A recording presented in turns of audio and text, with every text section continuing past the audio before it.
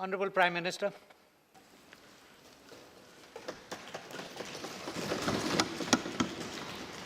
आदरणीय सभापति जी, एक दीर्घकालीन सेवा के बाद आज आप नई कार्य क्षेत्र की तरफ प्रयाण करेंगे, ऐसा मुझे पूरा भरोसा है, क्योंकि फिजिकली आपने अपने आप को काफ़ी फिट रखा है।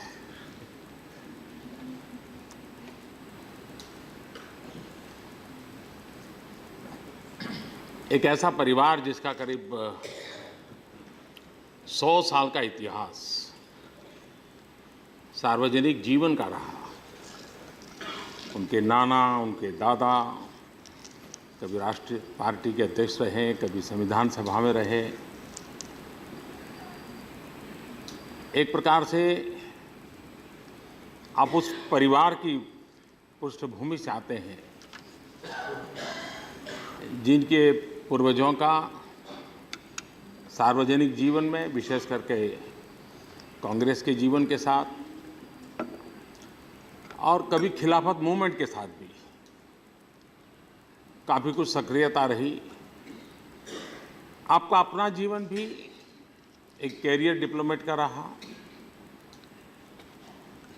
अब कैरियर डिप्लोमेट क्या होता है वो तो मुझे प्रधानमंत्री बनने के बाद ही समझ आया, क्योंकि उनके हंसने का अर्थ क्या होता है, उनका हाथ मिलाने के तरीका का क्या हाथ होता है, वो तुरंत समझ नहीं आता है, क्योंकि उनकी ट्रेनिंग वही होती है। और लेकिन उस कौशल्य का उपयोग ये 10 साल जरूर यहाँ हुआ होगा आपको कि सबको संभालने में उस कौशल्य ने किस प्रकार से लाभ इस सदन को पहुँचाया होगा। आपके कार्यकाल का बहुत सारा हिस्सा वेस्ट एशिया से जुड़ा रहा है एज ए डिप्लोमेट। उसी दायरे में ज़िंदगी के बहुत वर्ष आपके गए, उसी माहौल में, उसी सोच में, उसी डिबेट में ऐसे लोगों के बीच में रहे। वहाँ से रिटायर होने के बाद भी ज़्यादातर काम वहीं रहा आपका, माइनॉरिटी कमीशन हो या अलीगढ़ यूनिवर्सिटी हो, तो एक दायरा आपका वही रहा।